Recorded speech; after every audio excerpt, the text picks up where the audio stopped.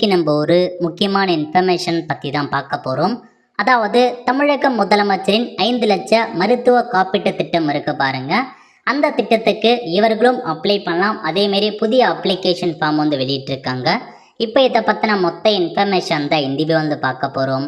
இந்த video skip பண்ணாமல் ஃபுல்லாக பாருங்க. அது மட்டும் அல்ல, இந்த வீடியோ நிறைய பேருக்கு ஷேர் பண்ணுங்க. ஃபஸ்ட் இந்த வெப்சைட்டை பண்ணிக்கோங்க.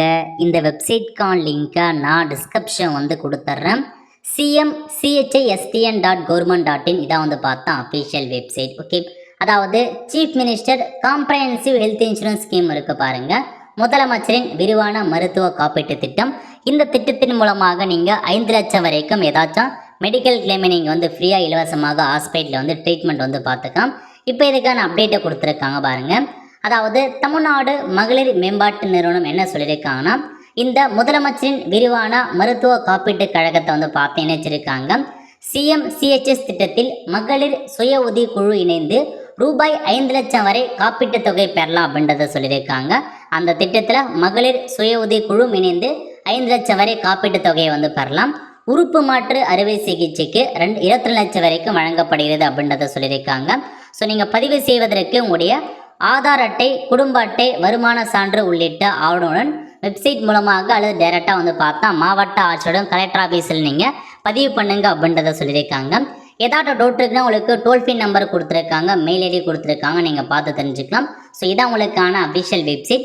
இந்த வெப்சைட்டில் என்ரோல்மெண்ட் இருக்குது பாருங்கள். இந்த ஆப்ஷன் நீங்கள் வந்து கிளிக் பண்ணதுக்கப்புறம் இதில் என்ரோல்மெண்ட் ஃபார்ம் இந்த ஆப்ஷன் நீங்கள் வந்து கிளிக் பண்ணிங்கன்னா இந்த மாதிரி தான் ஒரு புதிய ஃபார்ம் கொடுத்துருக்காங்க. இதுக்கு முன்னாடி இந்த ஃபார்ம் வந்து பார்த்தா கொஞ்சம் பிளராக இருந்துச்சு. பட் இதை வந்து க்ளீனாக அப்டேட் பண்ணியிருக்காங்க.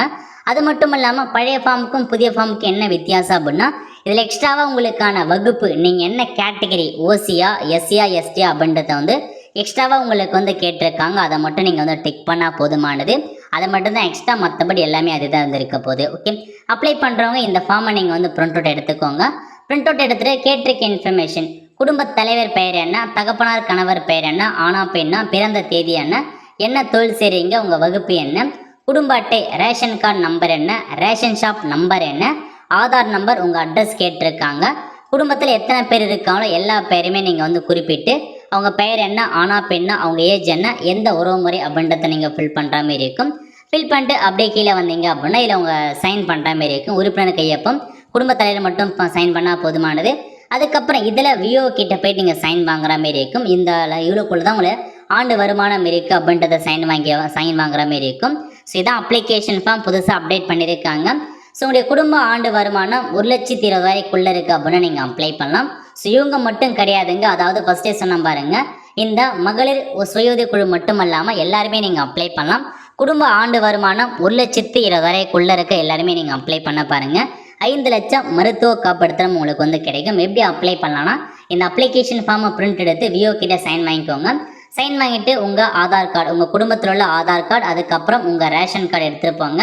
அதுக்கப்புறம் வந்து பார்த்தா அந்த விஓ கிட்டக்கான சைன் அல்லது இன்கம் சர்டிஃபிகேட் ஏதாச்சும் நீங்கள் எடுத்துகிட்டு போயிட்டு உங்கள் டிஸ்ட்ரிக்ட் கலெக்டர் ஆஃபீஸில் இதுக்குன்னு தனியாக ஆஃபீஸ் இருக்கும், டிபார்ட்மெண்ட் இருக்கும், அங்கே போய்ட்டு கொடுத்தீங்க அப்படின்னா ஃபோட்டோ எடுத்து உங்களுக்கு அப்டேட் பண்ணிவிடுவாங்க. நீங்கள் ஆன்லைன் மூலமாக நீங்கள் கார்டை டவுன்லோட் பண்ணலாம். ஓகே, ஸோ உங்களுக்கு கார்டு இருக்கா இல்லையா நம்ம எப்படி செக் பண்ணலாம் அப்படின்னா, அகைன் வெப்சைட் ஓப்பன் பண்ணிக்கோங்க.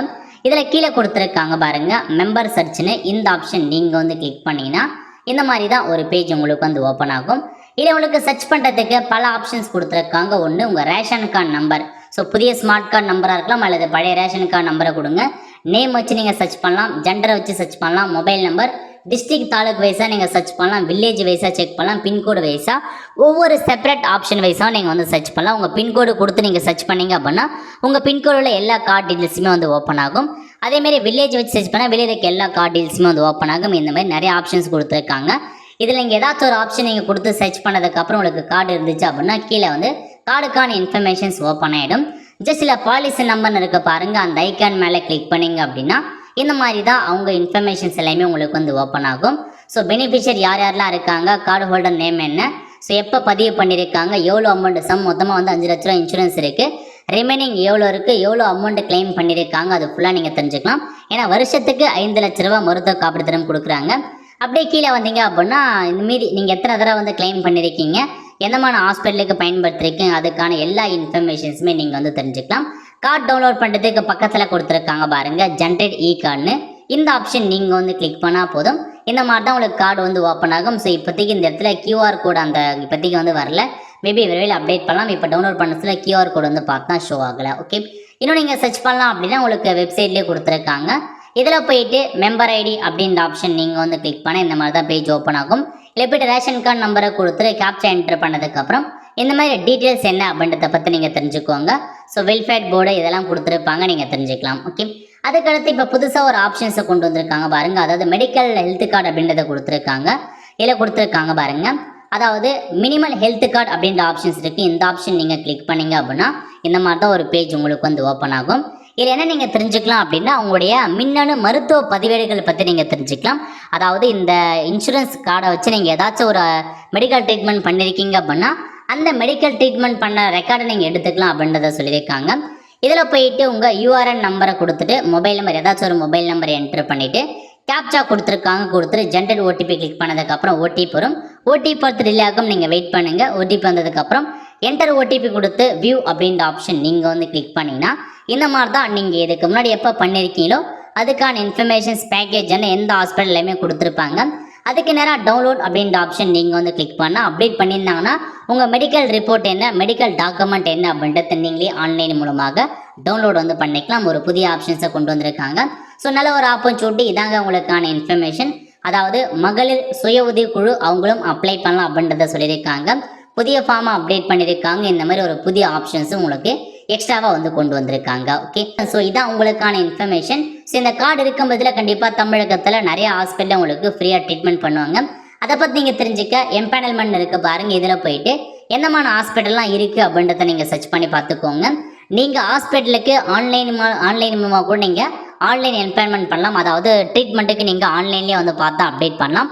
ஸோ இந்த ஆன்லைன் எம்பேன்மெண்ட்டில் போயிட்டு நியூ எம்பேன்மெண்ட் ரெக்வஸ்ட் அப்படின்றத கிளிக் பண்ணி எந்த ஹாஸ்பிட்டல் நீங்கள் வந்து ரெக்வஸ்ட் கொடுக்க போகிறீங்க அப்படின்றத நீங்கள் வந்து பண்ணி எல்லா இன்ஃபர்மேஷன்ஸுமே நீங்கள் வந்து கொடுத்துக்கலாம். அதுக்கு ஆன்லைன்லேயும் வந்து பார்த்தா ஆப்ஷன்ஸ் இருக்குது. ஸோ ஆன்லைன் மூலமாகவே நீங்கள் இந்த இன்சூரன்ஸ் ஸ்கீமுக்கு வந்து பார்த்தா நீங்கள் எம்பேன்மெண்ட் பண்ணலாம் அப்படின்றத வந்து சொல்லியிருக்காங்க. ஸோ இதாங்க உங்களுக்கான இன்ஃபர்மேஷன். ஸோ வெப்சைட்டில் கொடுத்துருக்க மொத்த இன்ஃபர்மேஷன் தான். கண்டிப்பாக நிறைய பேருக்கு இந்த இன்ஃபர்மேஷன்ஸ் பற்றி தெரியாமல் இருக்கும். மறக்காமல் அவங்களுக்கு வந்து ஷேர் பண்ணுங்கள்.